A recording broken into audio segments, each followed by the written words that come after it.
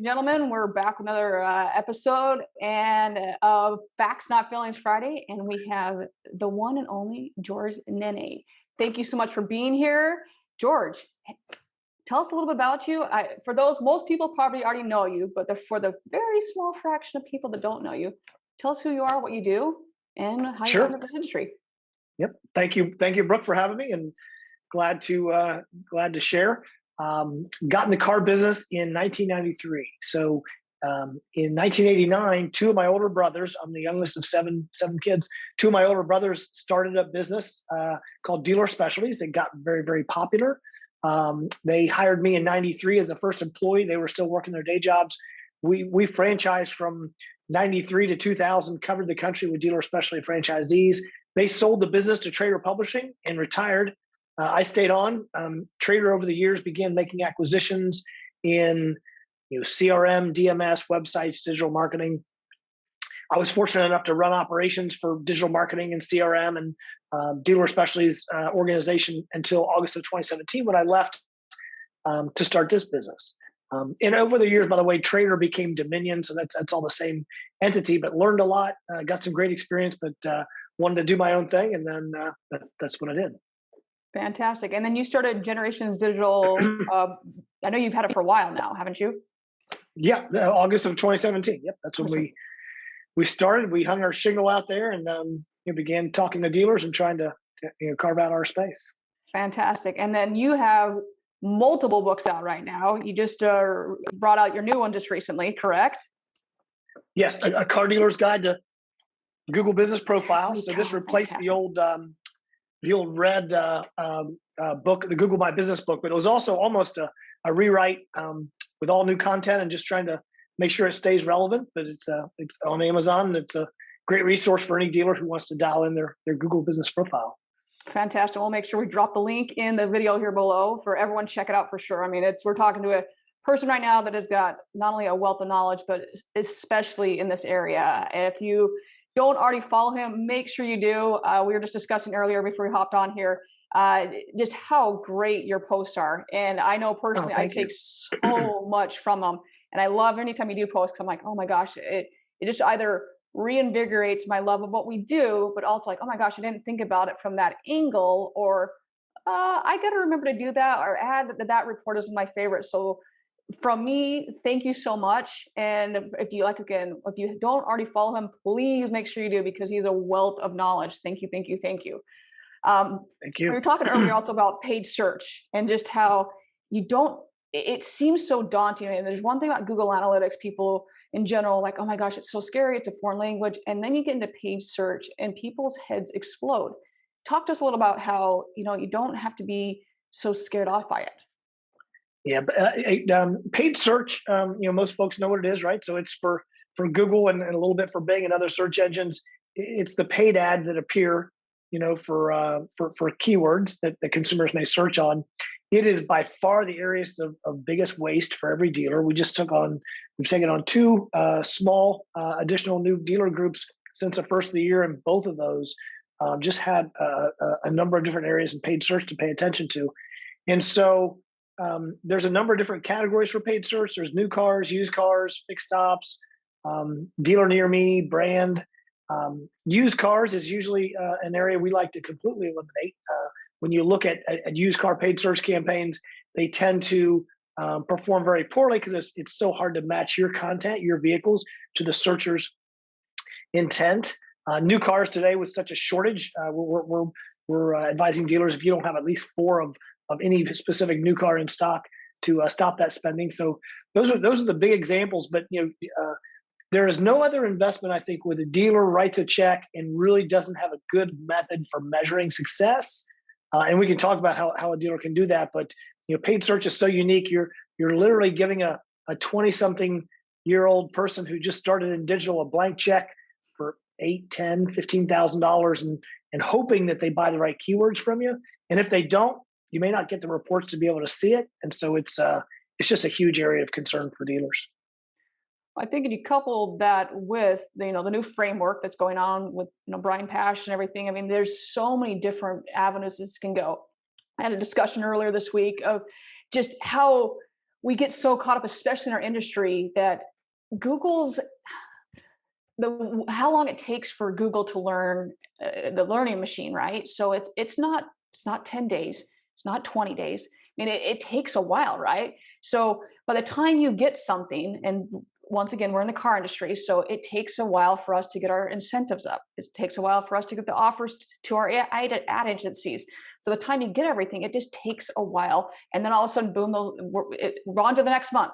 So what do you find with those challenges of with paid search? Now we're dealing with inventory. So all these different challenges are going on right now. Now we've got the different framework going on. How are you adapting with all these different changes going on right now? Sure. We're advising dealers to use paid search for what it's good at, and nothing more. So one thing paid search is good at is the dealer near me campaigns, or the search geos. And so some of those examples would be, Chevy dealer Cincinnati, Ohio, Chevy dealer near me, or used car dealer near me, or some of those dealer near me terms. Um, Google for the most part can match the intent of the searcher because it's pretty obvious, right? They're looking for a Chevy dealer, and you may or may not be the nearest one. Now, Google My Business takes care of it in like the 10-mile radius, 5-mile radius, if your dealership is ranking in the local pack.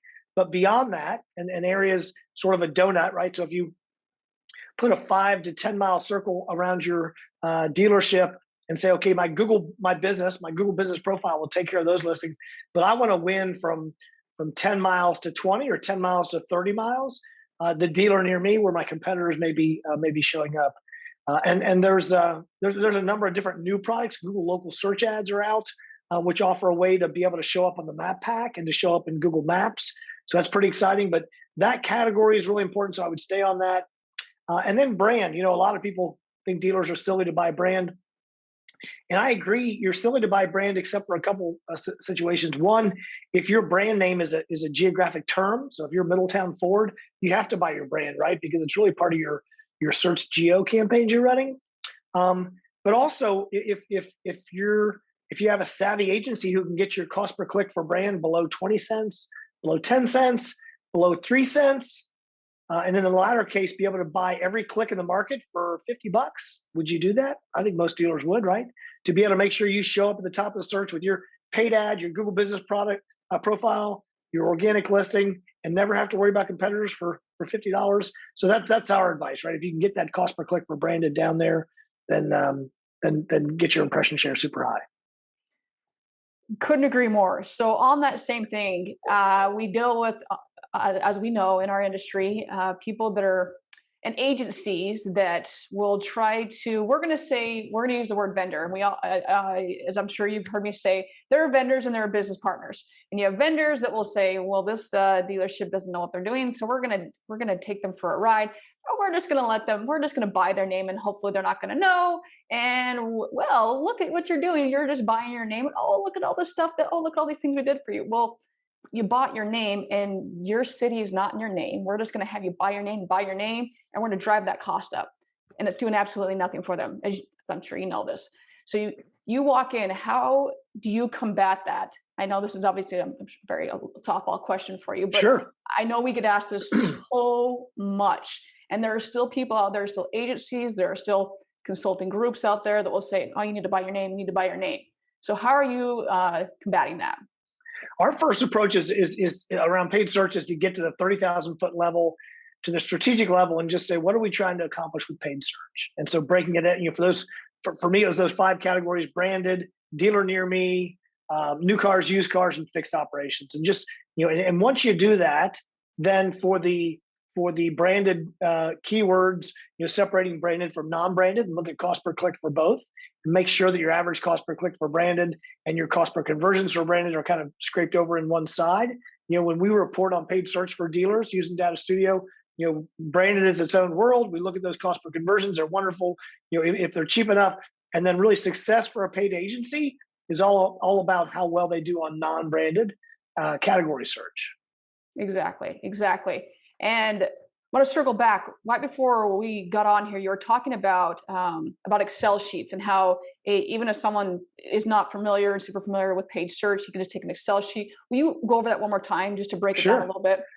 Yeah, it's car dealers don't need to learn Google Analytics unless they want to and they want to dive deeper. But you don't need to know Google Analytics to ask the right questions, right? So make your paid search agency run these things down and provide you spreadsheets that they can easily download out of Google Ads or out of Google Analytics. You can a couple clicks and download those. And what you want to ask for is you want to ask for the last 100 days. I wouldn't make a keyword decision without at least 100 days worth of data. I would download the last 100 days of all the paid keywords, and all they do is they go into Google Analytics.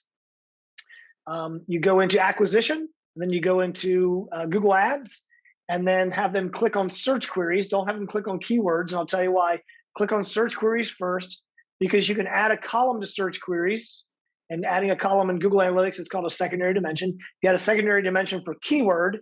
Now I've got a really powerful report. I've got one column, all the search queries that the consumers were out there looking for, all the keywords I bought, and then all the other metrics will be there, right?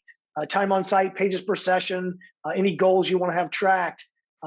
If you try to just look at a keyword report and add search query, it doesn't work that way. So, and then have them set the date range for the last 100 days. Click, download it to an Excel file. And if the dealer is comfortable in Microsoft Excel or any spreadsheet application, then take that file and begin massaging it, right? So I would want to sort it by cost per click, right? What's my most expensive cost per click? What's my least expensive cost per click? And by the way, when you ask the agency for that 100-day list, have them make sure they break apart branded from non-branded. So you've got your branded list over here. And on the branded, you just want to make sure that a couple things. One, that the cost per click is in that range. Make sure the overall investment looks right and the search queries kind of match. And then on the non-branded, you really want to pay attention there. And you want to sort also by cost per click. What's my most expensive cost per click? But more importantly, you want to sort ascending, lowest to highest, on session duration or pages per session. Show me the keywords where the consumer went to my page and threw up and left, right? Those are the ones I really want to focus on. And then you can start having more intelligent conversations with your agency, like, why are we buying these type of keywords? And when you look at that search query, you're getting in the mind of the searcher and saying, this is what their intent was. 1984 Ford Ranger gas cap was what we searched for. We were buying Ford Ranger because the new Ford Ranger is so popular, but we weren't really looking at the search query, and so we're wasting all these clicks on maybe parts searches for past model years. And there's ways to combat that, but look at the search queries compared to the keywords, and all you need to do is use Excel. That is so helpful, because I think so many times we get caught up in, well, it's a foreign language, I can't do it. Well, it may look that way and seems so daunting, but really, if you just break it down to Excel, most people can do Excel, and that's way more manageable. And I think you take it one step further. I think we both have been in a situation where you're working with a dealer, and the agency with whom they're working either hasn't set up Search Console, won't give them access to their Google Analytics or any of their Google suite. We'll just say that's their data. So taking it one step further is, hey, do you own your data? Do you own everything?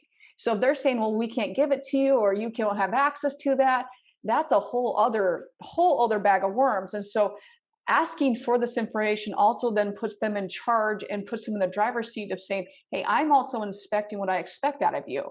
And just asking the question about, hey, will you please provide me with this information, now says, hey, I'm actually now holding you accountable, or makes them look like they are, at least, that, hey, I'm asking about this, but puts that makes them more of a business partner now, saying, hey, I'm going to actually be looking into this. Thank you for providing me this information, which is super helpful for having that business mentality, that partner mentality. So I think it's really, really important, whether it's that or something else where you're just, hey, what are you doing? Please provide me with this information, versus just, we're throwing up on a report of like showing, hey, this is what it is, and I'm just going to do this and walk away, because we all have those reports. So they just throw a bunch of jargon at you, and you have no idea what they're saying. So interacting back and forth, I think, is really, really key. Right. Really, really key. And Brooke, what happens when you start asking those hard questions, and what happens when you start inspecting at a deeper level? Suddenly, your agency review call takes on a whole new life. And next week, there's a there's a search specialist that just happens to be on the call with you. And just, I mean, you start getting better attention because in most cases, people aren't asking those questions. Hmm. And I mean, you have to, and it's not that hard. You know, it's not that hard to dive into the keyword details. Yeah, and you'll quickly know, hey, is this a vendor? Is this a business partner? Real Right. quickly, really Yeah. quickly. And I tell agencies and vendors and what, you know, whatever they get called by the dealer is, if you want to be more trusted, don't be afraid to find fault in your own campaigns. I mean, I think that's one of the things that makes you the most genuine. I mean, the dealers, when the agency goes in there and says, "Hey, Brooke, good news. Everything's killing it. I mean, every single thing you guys are setting records. This is unbelievable." I mean, the dealer knows it's not the truth, and their trust level goes down, as opposed to coming in and saying, "Hey, Brooke, we're trying some of these Google local search ads. We're happy with the activity. It looks really good. Cost per click's way too high, we think, and we think we can drive that down. We also did some testing on a new email campaign. You know, half of them did really well. The other half, we tried something new. It was a bust. We're stopping that right away." And the dealer immediately, the guard goes down and goes, "Oh, okay. So now we're Mhm. reviewing things. And you're finding fault in your own." And you know, they don't want to fire an agency over that. They don't want to be surprised. And they don't want it to be Susie cream cheese. They know that you know, not every campaign is going to be successful. It's amazing when you as a company will say, "Hey, we are not human." Immediately, like you said, that hey, no one's human. When you continually say, "Oh, we're up 10%," we're up, you're not up 10% every single month. I don't care how great you are. And I am a Michael Jordan fanatic, and Michael Jordan didn't make every freaking shot. He didn't. And he Right. was human. Everyone is going to make a mistake. So to say that you are up and your campaigns are flawless, no, they're not. So Right. owning your mistakes is so big, and not we companies just forget that sometimes. A Yeah. lot of times, unfortunately. I mean, It's we amazing. we tell dealers, "Hey, if you don't have campaigns that are not doing well, then you're not trying enough stuff." And the key is, you know, put 10 bets on the table, knowing that you know, two or three or four of those bets may not work.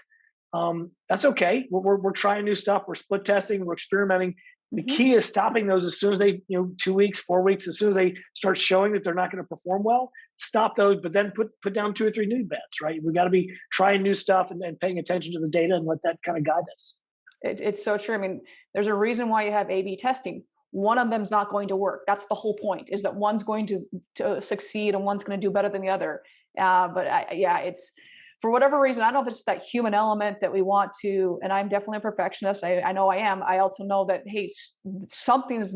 You've got to understand that you've got to be able to take the fault. That this is not working. Hey, but this is what we're going to do to make it work. This is what we're going to do to improve it because XYZ didn't do so well. Don't worry, we know why it didn't do well, and this is why we're going to kick ass next time. Like it's that's what makes everyone better, and that's what makes the relationship work. And it's amazing if people in general and companies in general would realize that man, that relationship and that partnership would just it would just soar if people in general would realize that. So Yes, yes. yeah, And be a knowledge junkie. I mean, I'll give a plug here oh, yeah. to Cox and Auto Trader, and you know, the field reps that they put out there to dealers are highly trained. I mean, they know what they're talking about. They invest a lot in education and training, and a lot of our dealer customers appreciate that, recognize that, and they keep Auto Trader around so that they can have that kind of knowledge. And so, you know, don't be afraid to be an expert on areas outside. You know, if you're Mhm. selling paid search, you know a thing or two about email, or talk to dealers about things that you don't sell and represent. To be that partner, you know, I think dealers are pretty darn loyal when they feel like you've really partnered and when you're a benefit, and they'll buy whatever you're selling just to keep you around because you help educate them and they trust you. It's very true. I think that um, anyone that works in a dealership, that you have this awesome opportunity where you have so many different companies that you employ and that you partner with them, and it gives you the opportunity to um, you can be an expert on so many different areas because of Mhm. just what you said. You are so loyal to all these different companies out there that I know when I did work, I worked on the other in a dealership that was like, okay, so we have company A, B, Z, all through all letters of the alphabet, and it gave me such a wonderful opportunity to just learn so much. And I really hope that others do that as well. I'm sure they do. I'm not hope. I know they do. It's just that you really do have the chance to branch out and say, okay, company B. That's great. Fantastic. Teach me everything you know about it. And then by doing that, you solidify that relationship even more. So yeah, I think it's a really good thing to do. So awesome. What would you say? You've been doing this for a bit. You've seen the ups, the downs, the crashes, the pandemic. You've seen a little of everything. What is one thing you would say that through it all? What's been something you've learned, like the hardest challenge, the thing you've learned the most, like on both ends of the spectrum, like the greatest thing you've learned and the hardest challenge through all of this, through years of being in this industry? Yeah, I'd say the most consistent thing is that there's no substitute for hard work, hours, shoe leather. Just all things being equal, if the pandemic just motivated me. I mean, I'm a pretty motivated person, but it just fired me up to just do as much as I could and more, and a lot of free stuff, a lot of free consulting to dealers that were in the doldrums or having challenges or whatever it was. And so giving away training, giving away books, doing whatever we could to, it just fired me up just because I wanted to see our dealers be successful and they climb out of it. So I think that's just a consistent thing all my life. I've just always tried to either outwork or outsmart my competitor just by putting in the hours. Biggest challenge, probably work-life balance. I've got 4 children that are now in their teens and 20s, and so that wasn't a challenge. But over the years, traveled a ton for work, and just the advice I always gave people that work for me and anybody who I ever bump into, just choose family first. I mean, it'll be gone so quick, and your career is like 3 times the length of your or more of your kids being little kids and being fun. And just that I was never missed a birthday. Always was home on a birthday. That was something that was a goal, and was able to accomplish that. But anyway, kind of maybe corny, but those are hard work and family first. They fight at each other, I guess. It does.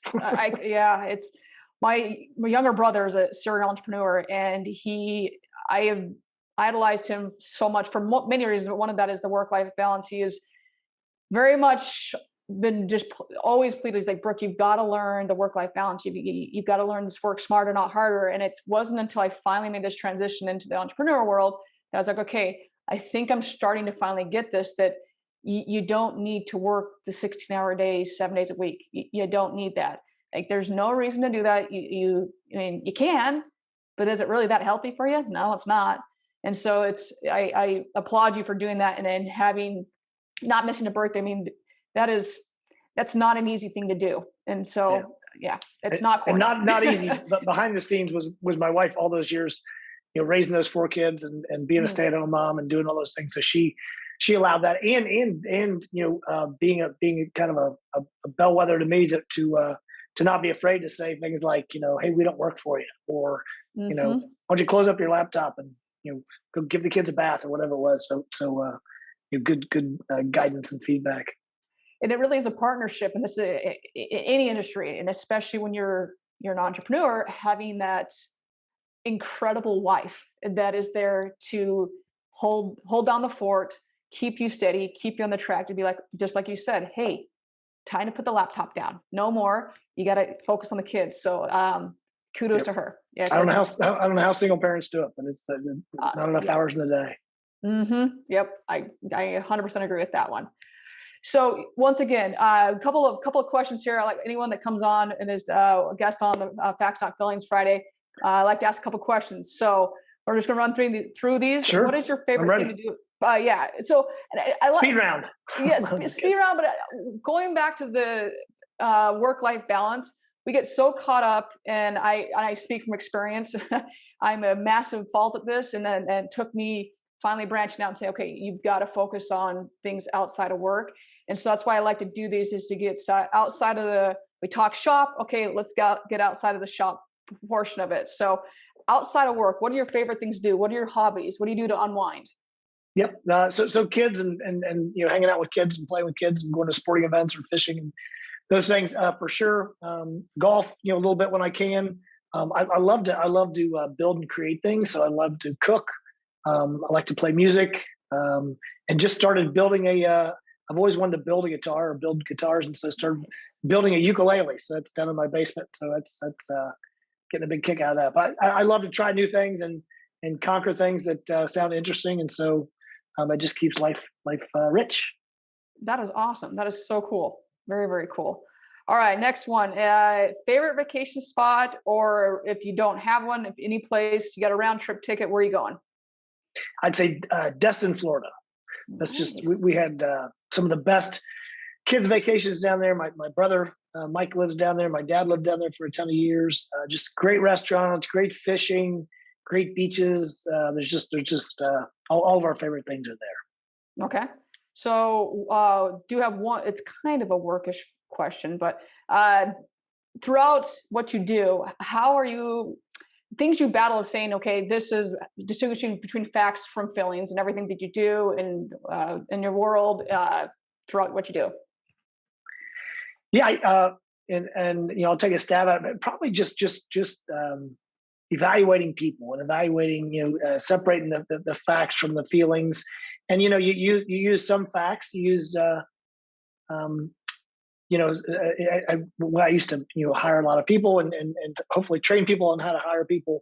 And we would when you look at the resume and you look at their application, you look at their Myers-Briggs scores and all that. That's all the data. That's all the facts. And if I was a doctor talking to the patient, that would be before I talk to them. That'd be their vitals. All their what medicines are on, all their vital statistics, blood pressure, how they're doing, and then I would go and talk to them and say, and get my feel for how they're feeling, or and I think when you're evaluating people to go into relationships with, or to do deals with, or to come work for you, you're looking at the facts. You're looking at all their background. But sometimes resumes can be fictional works, and so you want to separate the facts from the fiction. You want to get people talking about themselves, accomplishments that they've done, what makes them tick, what how they're motivated, and all those different things. And so I'm not an expert at it, but I try to get better at it all the time in terms of just getting a good looking at the facts, but also getting a good gut feel for someone.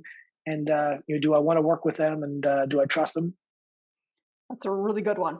Yeah, really good take on that one. I would have. It's amazing how often that happens, by the way. Oh, you're right. Uh, You're right. Yeah. it's yeah. I think not think I know how many times I've been burned on a resume that man it looks incredible. The color, the way that is why it is so important on a resume when you're hiring someone to do multiple interviews and that background, Yes. not just the background check, but they're going and actually asking multiple people on that the person whom they've worked is this person who they say they are, because they're Yes. not Yes. a lot of times they're not. I used to, like make them demonstrate it. So if I'm hiring for someone to work in the accounting department, they need to have Excel skills and need to build pivot tables. And back in the days of face-to-face interviews, Yep. we would, I would just hand them my mouse and spin around the screen and say, hey, I got a little spreadsheet I created here for you. If you wouldn't mind, just put a cell there and average those columns, and then build a. I would have them demonstrate it, and it was, and you'd almost be embarrassed for the candidates who would go, well, I'm kind of rusty on that. I can't do that. And so I know for the ones that did it, I know they can do it. They showed me. Hmm. And for the ones that didn't, I know maybe they could, but I know today they can't do it. And it's the same thing with this story. If they talk about accomplishments and things, ask questions of the person to say someone who accomplished that would know these answers, and then layering questions on that. Brooke, tell me about your involvement in that project. What were some milestones you set out there?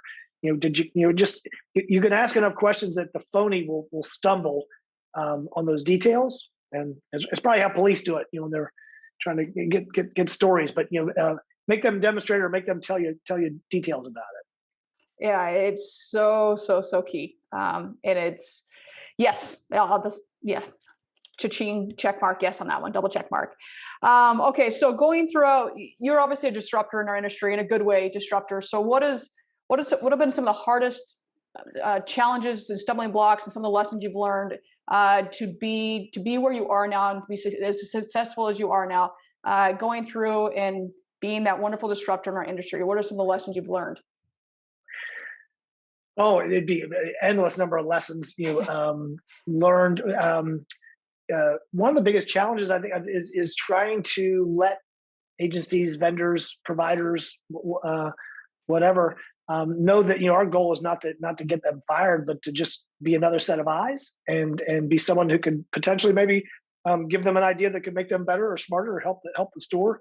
And so getting folks guard down to not say, that we're a threat. And honestly, we work so well with so many of the major auto agencies out there who have really embraced that. I mean, I sat on one this morning. I gave someone an hour looking at a new software platform. I'm not their paid consultant, but I wanted to see what they had, and they needed some input. And so those sort of things, there's more about partnerships.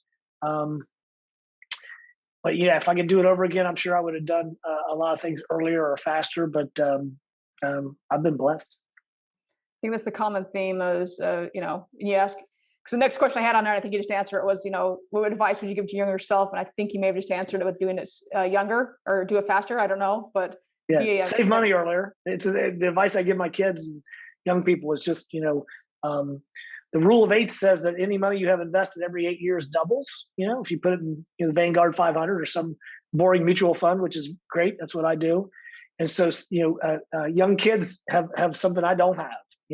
I'm only going to work another probably 15 or 20 years. I might have 2 eighths left. Maybe my fortune's double, twice more before I retire.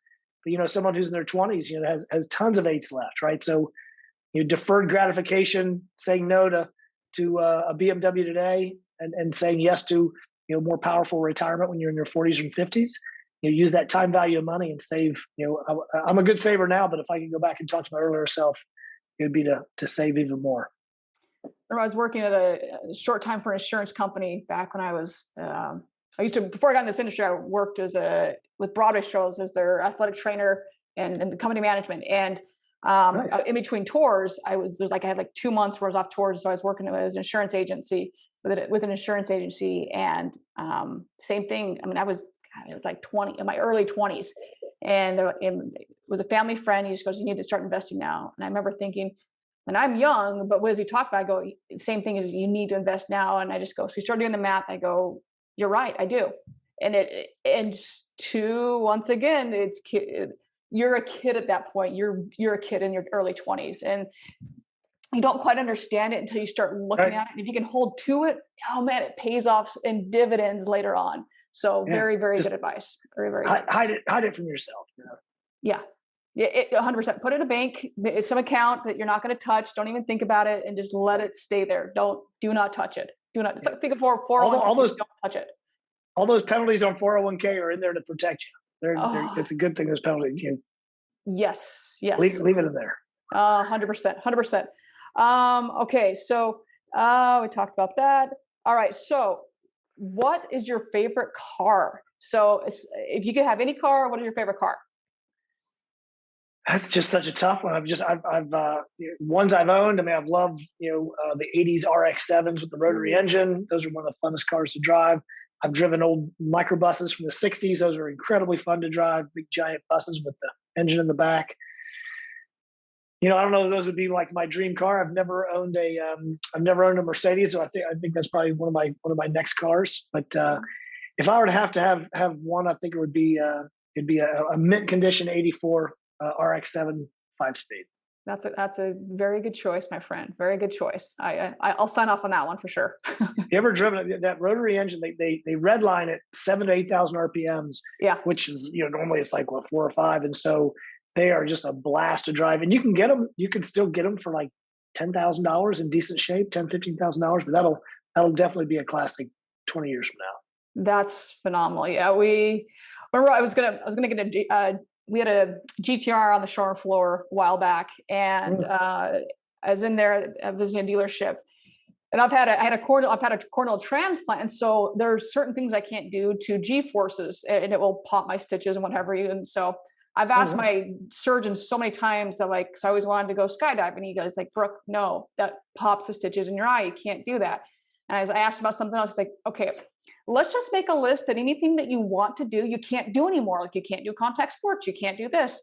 So I'm at some amusement park, and it was one of those like catapult things that shoot you in the air. And like we're next in line, and I look and it says G-forces, and I was like, I can't do this. Like I literally can't do anything anymore. So I'm getting ready to get this. I wanted to test drive it just for fun, getting the GTR, and it reads in G-forces. I was like, I literally can't get in this car either. You got to be kidding Really? me. I didn't know that. That's awesome. Yeah. So Well, yeah, I'm sure that car would be, man, yeah, a lot of fun, and I probably couldn't get in that car either. So yeah, just gotta find safe excursions.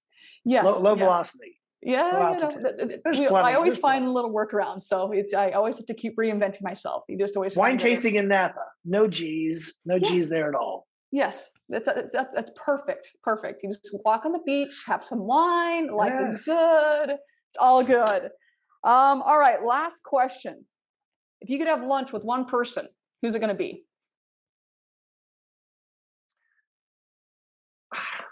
Jesus Christ. Oh man. I don't know. I mean, if it's any human or any person ever, yeah, probably Okay.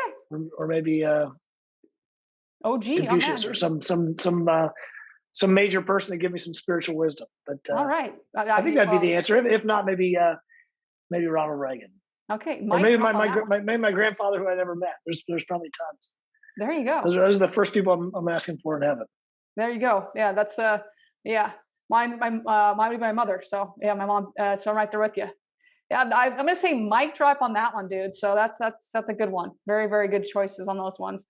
Well, George, thank you so much. It's been such a pleasure chatting with you. Yes, thank you. Yeah, yeah, such a pleasure. And congratulations on the consultancy and starting the podcast and the program. And so I'll be tuning in. Thanks for thinking of me. Oh, of course. Like I said, it was honestly no brainer. It was, yeah. I'm just so grateful for you being a part of this and joining, and yeah, being able to pick your brain for a little bit and sharing your wealth with others. So thank you so much. All right. Thanks for having me. See you soon. All right. Thank you, George.